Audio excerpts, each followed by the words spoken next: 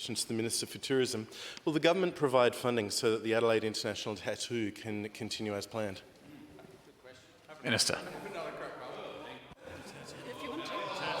Premier. Thank you. Premier has the call.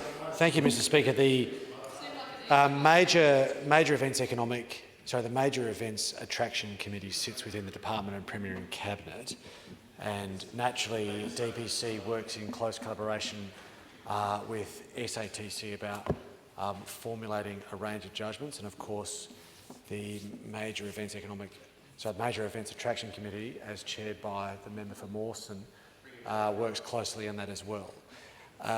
We are a government that has sought to make a number of investments in major events, as has been more documented. There is a process that is undertaken between the SATC and the Major Events Attraction Committee to determine the potential return to the state of various events investments. One of the key metrics that we seek to move is interstate visitation. An assessment was done in respect to this project, and it was determined that it would not be funded through those means. It's important to appreciate that the investments that we have made in respect to major events, we have been very determined to run a thorough economic examination over each of them to make sure that we're delivering the desired outcome. Now, I know that those opposite have found themselves on the side of being opposed to events.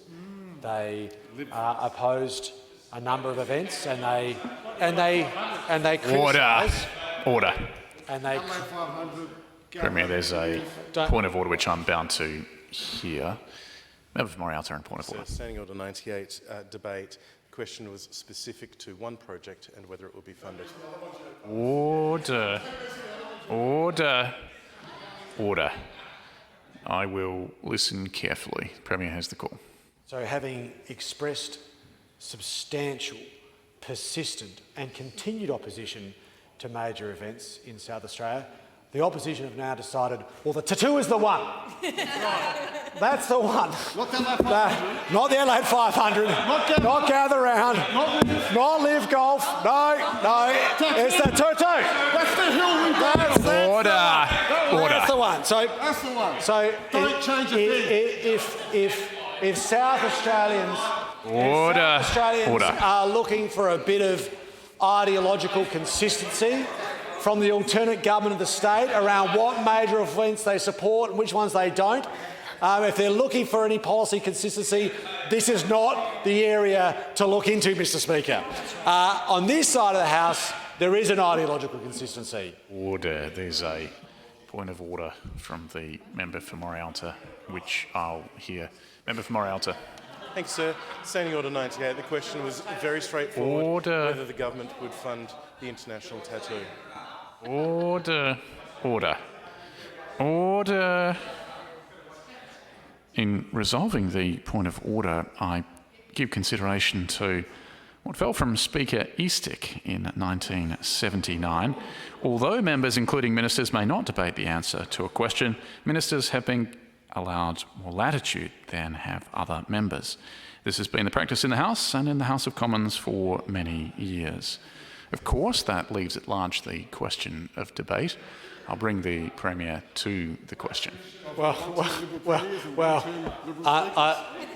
glad to know, Mr. Speaker, that the legacy of Bruce Eastick goes beyond the Bruce Eastick Dam, which we know is in the northern part of outer metropolitan Adelaide. So, Mr. Speaker, the assessment was made diligently, carefully, to assess whether or not the tattoo would be a best bang for buck investment from the Major Events Attraction Committee, and of course, Order.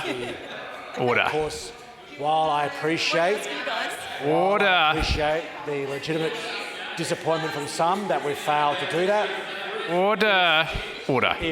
If those opposite want to go to the election with their major policy centred on the tattoo, that's fine. We'll focus on ones that deliver thousands of jobs to South Australians. Order.